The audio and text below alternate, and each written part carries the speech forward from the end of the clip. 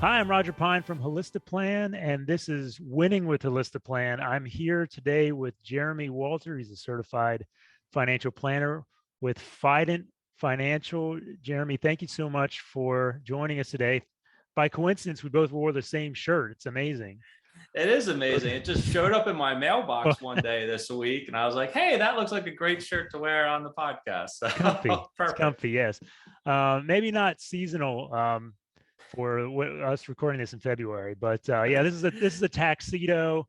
The idea being that tax planning doesn't have to be fancy. Tax planning is something that we all have access to do if we have the right tools, if we have the right mindset, and we care about taking care of our clients. So Jeremy's here today because we're going to talk about. I guess you've made a name for yourself in some innovations you've come up with as far as communicating financial planning, using technology to communicate some of the financial planning you're doing for clients. So my understanding, it's the one-page financial plan. That's kind of what you're known for having developed. Can you describe that innovation and what led you to adopt that? Yeah, and it's funny whenever people give me credit for, you know, whatever pushing this idea out. Like I like to defer that, a little bit because Carl Richards, Mm, I think most of us would be familiar with. I mean, he literally I have it right here. I mean, he literally wrote the book on the yes. one page financial plan. So yeah, and so credit goes to him for planning the idea, in my head, and I'd implemented it.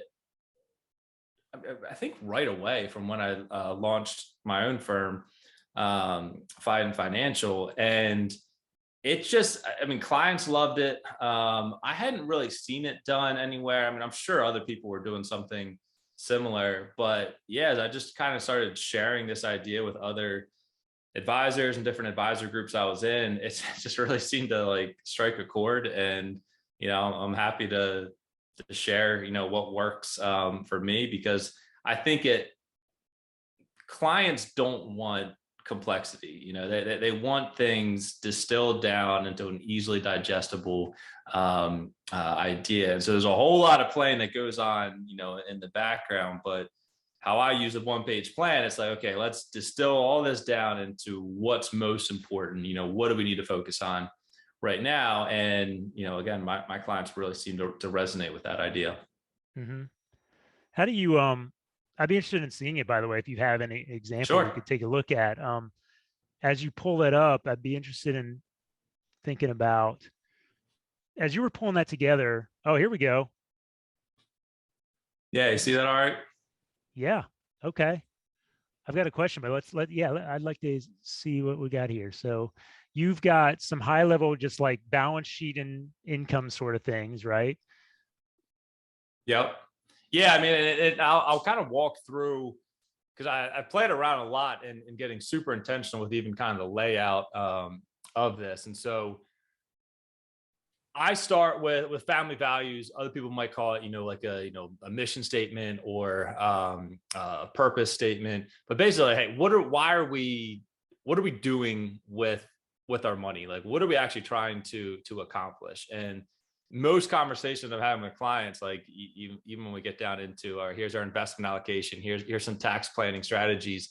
I like to tie it back to, and here's why we're doing this. I mean, this is what I've heard you say is important to you. So I always like to start that, upper left-hand corner of, trying to capture in writing what people's values really are.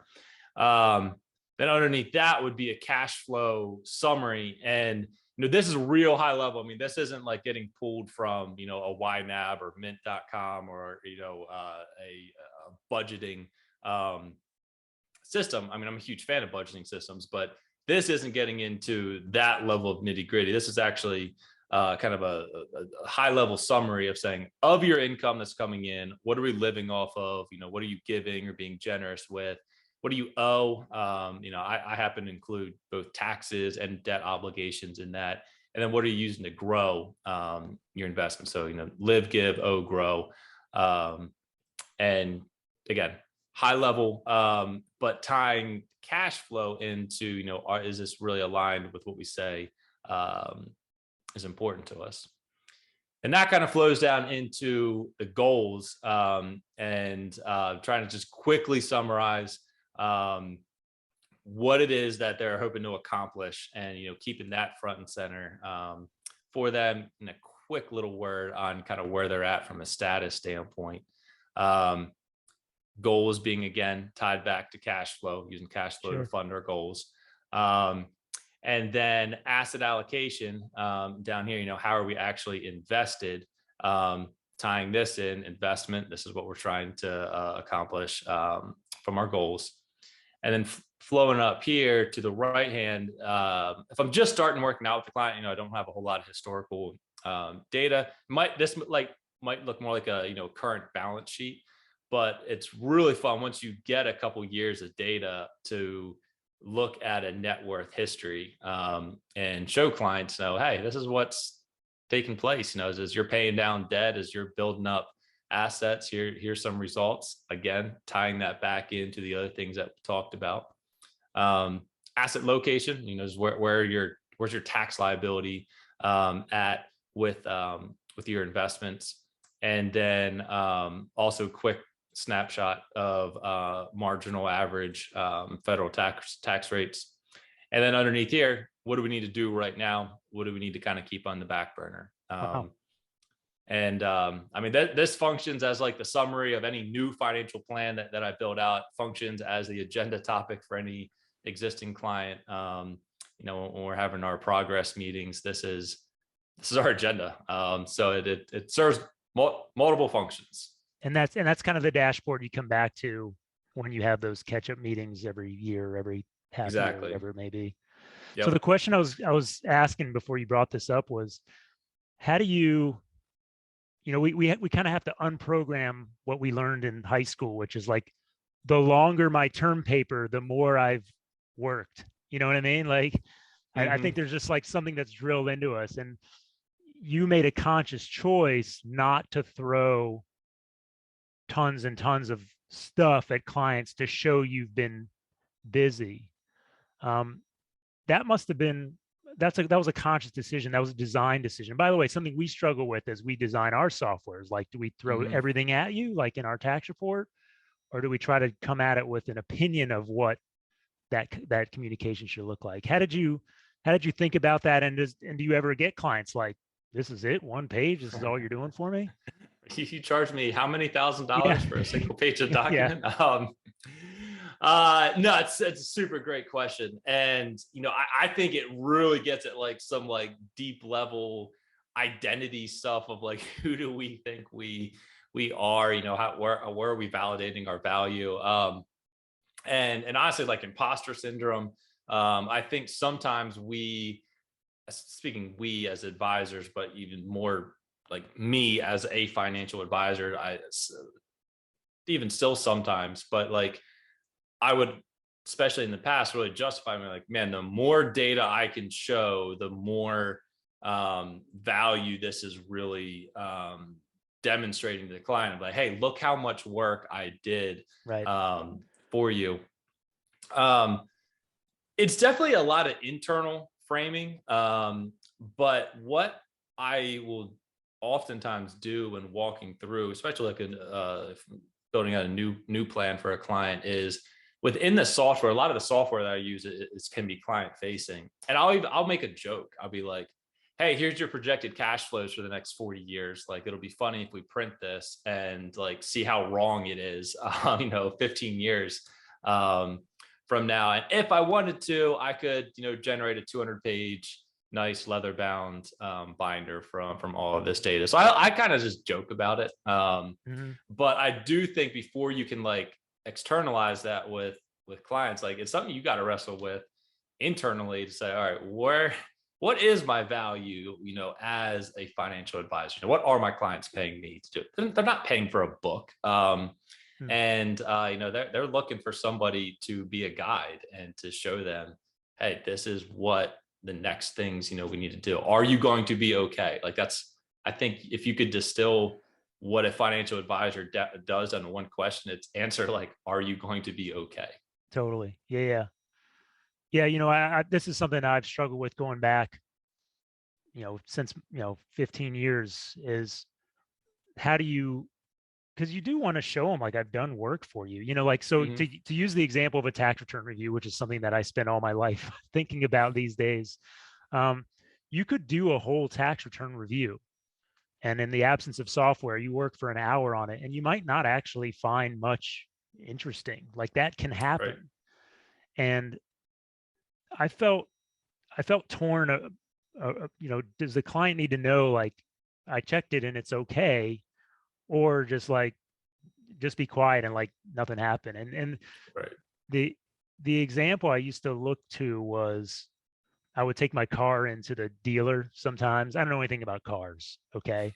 Me The either. way the way our clients don't know a lot about financial stuff, right? I know nothing about cars.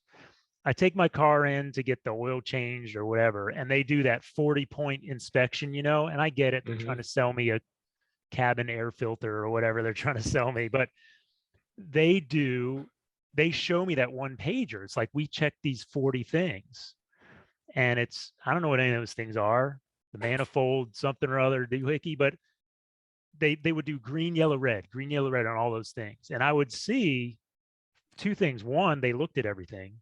And two, I'm green on 38 out of the 40 things and I'm yellow on two. Like and that was always an interesting design idea for me, which is you're giving the client everything you looked at, even if all you're reporting is I didn't find anything. You know what I mean? Yeah.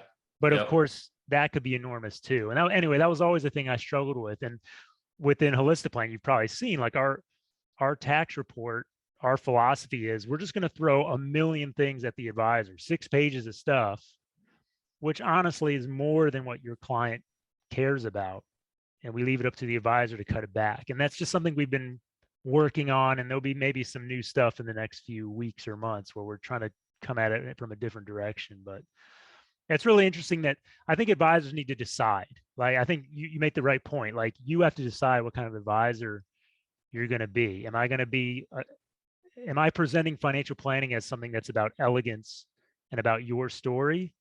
Or Mhm. is financial planning something that's very technical and I'm just going to beat you down with everything I do? I don't think either one is wrong, but it needs to match who you are, I guess. Yeah, it needs to match who you are, and also needs to match like, and I feel like I'm joining the rest of the industry of like saying you need to know your niche, like, Hmm. and it's niche, it's not niche. Okay. I'll argue that. But the like some households, some individuals, like they might want way Hmm. more than one page, and that's fine. But like I'm probably not going to be a fit for them because that's not really what I do. But there's plenty of advisors out there who will do that, and that's going to be a better fit, and everyone's better off for that. Right. Yeah, we worked with a lot of engineers in my day, and they probably wanted way more, way more detail on everything. Okay, well, that's great. Yeah, I mean that's a great innovative way of communicating with the client. How do you keep that up to date? I mean, we're here talking about technology solutions. How do you feed data into that so you're not keying that up by hand every single time? Yeah. Through good software. Not just saying this because I'm on the Holistiplan podcast, but Holistiplan and Right Capital are the two main systems that I use. They're doing work in the background that's ultimately generating the data that's shown on the one-page plan. And I'm not updating this plan much more often than like twice a year for most of my clients. If we're on a twice a year meeting cadence, I'm going to go in and update it as preparation for that meeting. And I wish APIs existed where maybe you and I could talk about this afterwards, where I could have like a direct feed, from Holistiplan. So I use the Google Docs ecosystem or Google Workstation. It'd be great if there's an API to like spit it straight into this specific Google Doc. That'd be amazing. Mm-hmm. I don't think it exists yet, and I know it doesn't exist with Right Capital. So what it ends up doing is I have a Google sheet. So I mean, the Google the one-page plan that I showed a little bit ago, that's created in Google Docs, and then I have a Google sheet that is just kind of a it's not messy, but it's a non-pretty worksheet because clients never see it, where the data is, I'm doing like a manual data scrape from those two systems into the spreadsheet. The spreadsheet's generating some charts, and those charts get pushed into the one-page plan. So yeah, the software is doing a lot of that work. I'm doing, and I timed it. I wrote about the one-page plan on Kits's website, and so I actually like timed how long it took me. I forget what it was, but it was less than 90 seconds. Like it doesn't take very long. Okay. And then of course you're also going to change some of the action plans, or might need to update some of the goals. But as far as like the actual data portion of it, it's not really that labor intensive. That's impressive. Yeah, and so you've built kind of that own infrastructure that makes it very repeatable for you to be able to do that every time. Yeah. Yeah. Yep. What other cool things do you do with technology in your stack? And not just for saving time, but for delivering a better value for clients? Yeah. Altruist is a pretty slick system. I'll use them mostly for performance reporting. I mean, I love their website, super slick. Clients really love it as well. Right Capital is another one. So I mean, when I'm coming in to a meeting, I mean, literally, I'll have my Chromebook or whatever with me, but I try not to get it out if I don't need to.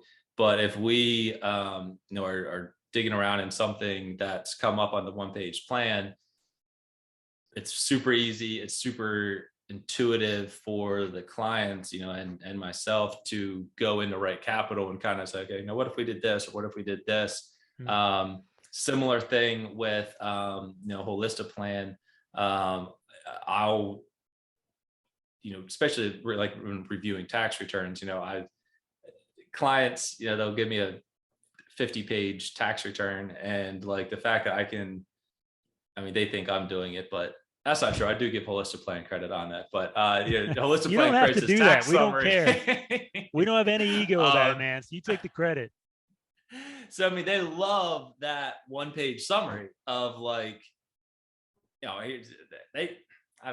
lot of my clients do understand this, but a lot don't. Of what's going on their tax return, and like the ability to summarize that with Holistiplan onto a page or a page and a half was like, oh my word. And like to be able to have conversations of it, hey, this is why we really want to watch our income, because here's some phase outs that we might be bumping up against that we need to be mindful of. Hey, here's your average tax rate, your effective tax rate versus your marginal tax rate. These are a good like educational conversation about the difference between the two. But also I'll hop into Holistiplan, on the spot as well. I mean, like, hey, I was assuming a X amount of dollar of a Roth IRA conversion, but just to show what would happen if we did a higher amount, we can go and plug this amount. It's super great for the clients to see some of that work behind the scenes, and honestly, and feel a little bit of a part of it. Oh, and actually, that's where you're showing that was what we were talking about earlier, which is like, how do you demonstrate you're doing actual work? What I'm hearing is the one pager. That's kind of the thing they can walk out of the building with. I don't know if you give them a paper copy of it or not, but either electronically or in their hands, they have that. But then in the meetings, that allows you to spend more time with the drilling in on-screen work. Whereas, I think part of the reason maybe in a previous life, I may have been more inclined to go into the meeting with a stack of paper is I wasn't really set up to do a lot of on-screen slicing and dicing of stuff. I think so technology's definitely made that a lot easier. Right. Yeah. And so those of us who are designing software, we need to really think about that. I mean, we get people from both ends. People are like, you got to make sure this thing prints out really pretty on PDF, which is kind of actually difficult to do it sometimes. But if you build everything to print out beautifully on PDF, you lose some of that interactivity on screen, right? Yeah. And so we kind of have that balancing act as we work to design the product on where to go. And I personally, I think the future is on screen, be it on Zoom or in the office, that it just allows for a more back and forth conversation rather than let's turn to page 7 of your notebook and go through the lecture part. Right. So it's interesting to hear that that's actually, as much as the one pager is like is what you're famous for, there's actually still quite a bit of, we go beyond that quite a bit in the meetings though, right? Yeah. Yeah, I mean, Carl Richards has this sketch, and it says, simple is on one side, and then there's this crazy bunch, of lines, and it says that this is the complexity, and on the other side of that is elegant simplicity, and basically, and he ties it back to, oh gosh, I forget who, Holmes, blanked on the guy's name, but he said, I wouldn't give a fig of. I wouldn't give a fig for this side, I wouldn't give a fig for the simplicity this side of complexity, but I would give my life for the other side of complexity and elegant simplicity. And it's just really interesting, like creating a financial plan. I mean, living our financial lives, like there's a lot of complexity that sometimes even chaos, that goes on in that. But I feel like the one-page plan is kind of a manifestation of that elegant simplicity of the result of going through all that complexity to get there. Yeah, I think that's a great framing device, which is like the presentation. Yeah, it's easy to mix up elegance and simplicity, but really what we're going for is elegance, which is taking complexity and turning it into something that people can digest, that shows a true understanding. Whereas simplicity, you could just water something down to the point where it doesn't convey the same information. Yep. I think that's a good framing device. All right. Yep. Well, one of the things we do in these conversations is we put Roger in the hot seat. So you have an opportunity to ask me any question, no matter how uncomfortable. This is unrehearsed. What is the thing you would ask me in this moment, given that setup? I'm going to ask you, what is the future of Holistiplan? Because you did not title the company Taxaplan or Tax Return Plan. You called it Holistiplan, I think for a reason. So I want to hear your vision for where Holistiplan's going. Okay. And there's two answers to the question of the name of the company, by the way. The simple answer is I already own the domain name Holistiplan. So we were like, let's just go with that. Like just roll with that. Yeah, but before Holistiplan, I spent a year trying to build something that was a client-facing financial planning, kind of choose your own adventure software idea. Total failure. I couldn't even get beta testers to finish the stupid thing. But you built the thing, you just couldn't get an audience for it. Correct. Yeah, I spent a year on it. And so I own the domain name Holistiplan. And so when Kevin and I started, we're like, well, why spend another $12 when we have this? But you're right. So that's the short version of the answer. But you're right that the larger version is like, we're financial planners, and there's a whole lot of financial planning that doesn't scale well. And the firm I was with, we spent a lot of time building a lot of checklists, and we were trying to build a lot of reusable deliverables. We were trying to, I also am a believer in, you see it, the idea of like the financial planning calendar, where like, every Q3 or every Q2, I mean, tax return reviews, May comes around, I would like to blast all my clients and say, send me your tax return, I'll review it in May. But then in June, I'd like to blast all my clients and say, let's take a look at your estate beneficiaries. And in each of those individual projects, I think there's some real opportunity. We've been talking today about deliverables, right? Elegant ways of communicating ideas. And I think there's a lot of room in our space for gathering the information. I mean, right now we use a lot of technology to kind of read tax returns. That may or may not be possible in other areas, but synthesizing that information, drawing data out of these documents and out of the information we get from clients, and then coming up with an elegant way to communicate it. So honestly, it's like versions of what you've done, right? But can we do that in some more like distinct areas of financial planning?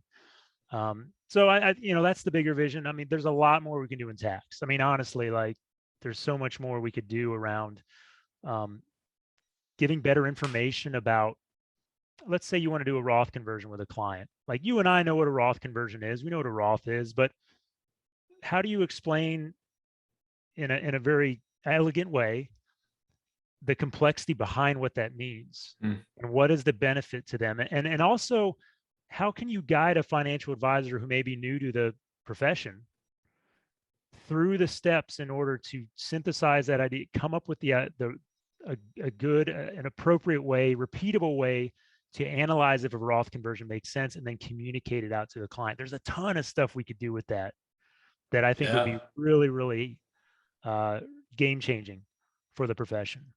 Yeah. Wow. Yeah. I love it.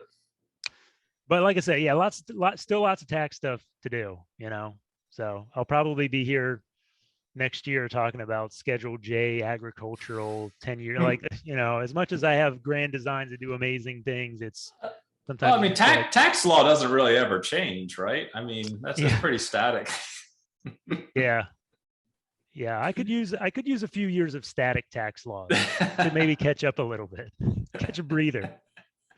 Yeah. So anyway, that's what the future holds. I think just give advisors more support to do what they do better, richer financial planner for more clients. That'd be great. Awesome. So this series is about winning with Holistiplan. We talked about Holistiplan, other products you use, but it's about doing big, amazing things for clients. And one of the things we try to ask at the end of this conversation is, if you can think of an example of the most epic thing that you've done, and that can be personally or professionally, what's a big win in your life that you've done? Whew. Can I give one for each? Yeah. All right. I think we'll allow that. I'll check with the judges, but yeah, that's okay. Edit it out later. So personally, I'll give a real answer, but my wife and I have successfully kept four children alive for going on 12 years. So that's been a huge win for us. Sure. Love our kids. But my real answer for that would be, I think I'm gonna have to cheat again. I went skydiving. That was amazing. It was a number of years ago, but that was back in the day. Before children, probably. I used to kind of chase adrenaline, and that was one of the higher adrenaline rushes that I ever had. So I think we jumped from, I don't know, 10 or 12,000 feet. It was pretty awesome. Wow. But even more recently than that, though, like I was just looking at it was on my shelf. We were down in Florida last year, and I was paddleboarding like off the coast, and I was like, crystal clear water, and I was going out. I'm like, what was that? And it was this giant conch shell. Like, I don't know, it was 200, 300 feet off the coast, and I was with one of my kids, and it was like I couldn't really tell what it was from the paddleboard. So I jumped down, like dove down into the water, and like got down to it and pulled out this giant conch shell. And I was like, surely there's an atom one here, but there wasn't. And so took it back and cleaned it out, and now it sits in my office. It's the largest conch shell that I've ever seen. I'm sure there's larger ones out there. Yeah. But so your really just to be clear, your epic accomplishments are 4 children, skydiving, and finding a big shell. Those are the that's a diversified mix, I guess. And we finished with the shell too. That's what was amazing to me. That's fantastic. All right. And professionally, if you would have asked me this a year ago, I would have said launching my own firm. I mean, you know it, launching Holistiplan. I mean, like, launching a business is no joke. Like, it is incredibly stressful. It is incredibly rewarding. And like, how quickly it can move from like, this is the worst decision I've ever made to this is the best decision I've ever made. Like, the volatility of the emotions of a business owner are unreal. So just celebrated 5 years of, launching my own firm, which has been really cool. But I think I'm more proud of, speaking of this whole one-page plan, because of the interest that I was seeing from other advisors, I launched a course with the, you can either buy like the template or a full video course with, everything that I do with the one-page plan with Carl Richards. And so like Carl, I've been a, huge fan of for a long, long time. And, kind of got to know him over the past couple of years. And, I approached him with this idea of, hey, I'm thinking about creating this course, but obviously want to have your permission because, this is, you've really kind of created this concept. And so not only did he say yes, he was like, yeah, let's do it together. So being able to create that course, like with an industry hero of mine, was really awesome.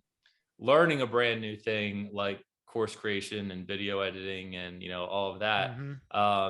That was a lot of fun. I love creating things. So like just being able to take an idea, put it out in the world and see it, that was pretty epic. And the course has been, been pretty successful. So it's been a lot of fun. Yeah. Yeah. Well, congratulations. That's great. Well, and it allowed us to get connected, which I'm grateful for too. Yeah. So I appreciate it. So Jeremy, I really appreciate your time today. Thank you for sharing with us, how you're using technology to serve your clients, how you focus on elegance. It's something that I promise to continue to try to deliver within our own software tools. But again, thank you so much for your time. Oh, thanks for having me on. And this is an unsolicited plug for any advisors out there listening who do not use Holistiplan. I mean, it is an amazing product. Like I view the tax component of everything we do as a financial advisor as probably the area that I least understand, if I'm being just completely honest. And the tools available through Holistiplan are just unbelievable. Like it is, I can't brag enough about what an amazing product is. Roger didn't tell me to do that. I'm throwing it in here at the end. But if you're listening and you do not listen to, or you haven't, if you haven't tried Holistiplan, really give it some thought because it is an amazing product. Well, thank you. That's very kind. That's gratifying to hear. Sometimes those of us in the trenches don't always get to hear when people have nice things to say about what we're doing. We certainly hear the other's side of it. You get the complaints. Pretty much. Well, good. Like I said, Jeremy, thank you so much for your time. This was a lot of fun. It was great getting to know you. Awesome, Roger. Thank you so much for having me on.